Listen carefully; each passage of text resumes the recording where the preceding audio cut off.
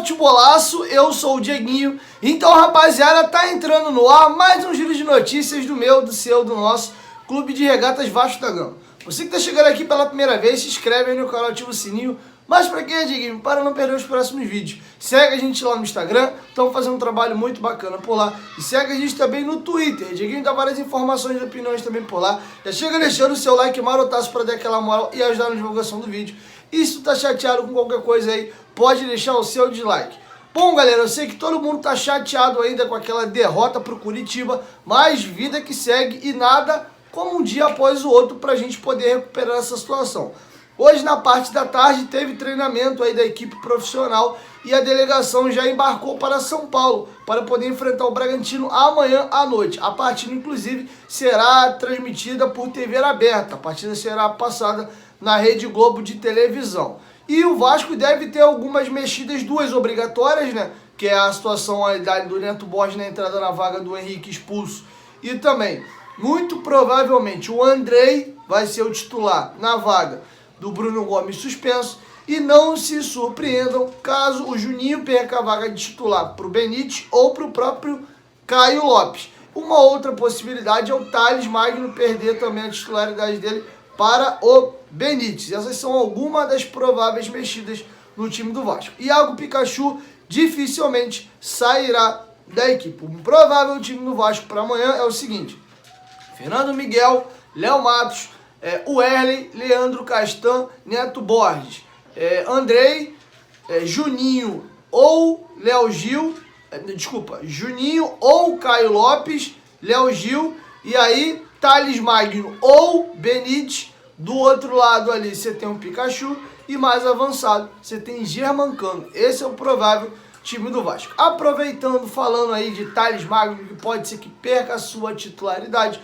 O Thales Magno é o quarto jogador com mais dribles certos no Campeonato Brasileiro. Só tem mais dribles do que ele nesse campeonato é o Keno do Atlético Mineiro, o Romarinho do Fortaleza e o Gerson, volante meia do Flamengo. O Gerson, inclusive, tem 74 dribles e o Thales Magno tem 73 dribles corretos, né? Um a menos, do que o volante do Flamengo.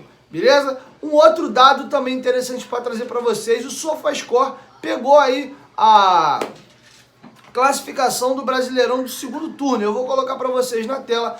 Pela pontuação do segundo turno, o Vasco seria o 15º colocado. E você der uma olhadinha aí na tabela, o Vasco tem desempenho melhor do que praticamente todos os seus concorrentes contra o rebaixamento. A única equipe nesse bolo que briga contra o rebaixamento ainda e tem um aproveitamento melhor que o Vasco é o Atlético Goianiense. O Bragantino, a meu ver, que não vai brigar para cair, acho que já resolveu a vida dele, está na primeira página da tabela. Se fosse contar só a pontuação do segundo turno, o Bragantino seria o 8º colocado. Inclusive, o Bragantino tem um tabu. O Bragantino só venceu o Vasco em toda a sua história uma única vez na própria Bragança Paulista. Eles venceram o jogo por 1-0 lá em 1990. Desde lá para cá, Vasco e Bragantino se enfrentaram outras vezes e o Vasco sempre ganhou ou empatou as suas partidas. Eu lembro de uma Copa do Brasil lá em 2005, 6, 7, 4, por aí,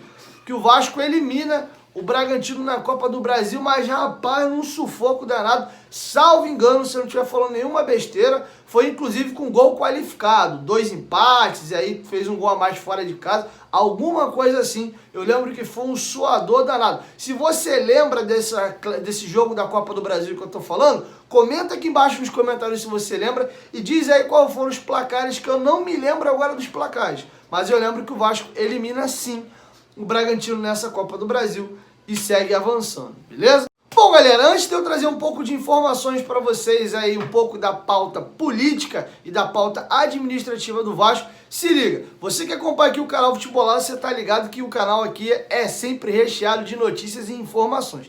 Eu te apresento o melhor aplicativo de futebol do mundo. OneFootball, cara, a OneFootball é espetacular. Se liga em todos os serviços que ela te presta de forma gratuita. Você pode ver o campeonato alemão com grandes craques, Douglas Costa, Lewandowski, Thomas Müller, Neuer, Haaland. Você pode também ver o campeonato francês com Paris Saint-Germain, Neymar, Di Maria, Marquinhos, todos esses grandes craques aí do Paris Saint-Germain. E você também tem notícias na palma da sua mão do futebol brasileiro e do futebol europeu. E o mais bacana é que você pode personalizar o aplicativo com o seu clube do coração. Você escolhe lá o seu time e toda vez que tiver uma notícia do seu clube do coração, o aplicativo manda uma notificação na tela do seu celular. Se depois que baixa a OneFootball, você não consegue mais viver sem. Venha para o OneFootball. O OneFootball é parceiro do canal Futebolaço e o link está aqui na descrição do vídeo e no primeiro comentário fixado. Bom, galera, temos algumas novidades aí. Vou começar falando da continuidade de Pedro Seixas na nova gestão do Vasco. Ele era o responsável da parte de obras e engenharia do Vasco e agora ele tem uma nova função no quadro da gestão do Jorge Salgado. E eu vou ler para vocês agora o tweet que o Jorge Salgado fez para poder estar anunciando a continuidade do Pedro Seixas na sua gestão. Confere aí. Torcida vascaína, é com satisfação que anuncio a indicação do engenheiro Pedro Seixas para a vice-presidência de projetos especiais do Vasco, que será responsável pela condução do projeto de reforma de São Januário e de conclusão dos nossos centros de treinamentos. Pedro é um profissional vascaíno de primeiro time, que realizou um excelente trabalho na atual administração. Com sua permanência, ganharemos velocidade na implementação desses projetos que são estratégicos para o futuro de nosso clube.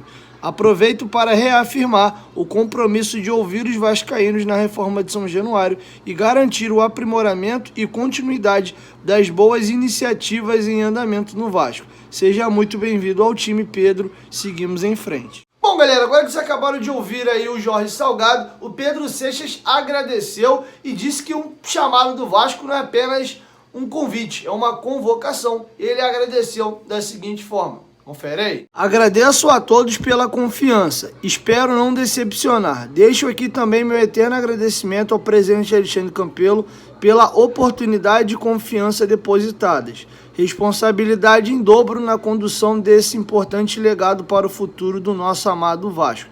Jorge Salgado e vascaínos, a satisfação é toda minha. Recebo o convite como uma convocação.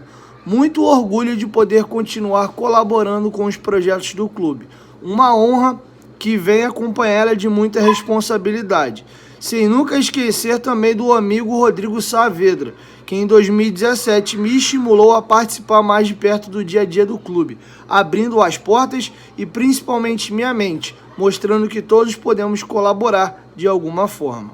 Bom, galera, no último bloco agora do nosso giro de notícias, vamos falar aí a respeito de uma convocação que o presidente Alexandre Campelo fez hoje. O Roberto Monteiro, no sábado da semana passada, convocou a posse do Jorge Salgado para o dia 25. E o estatuto diz que tem que ser até o último dia da primeira semana da segunda quinzena, que bate aí até o dia 22.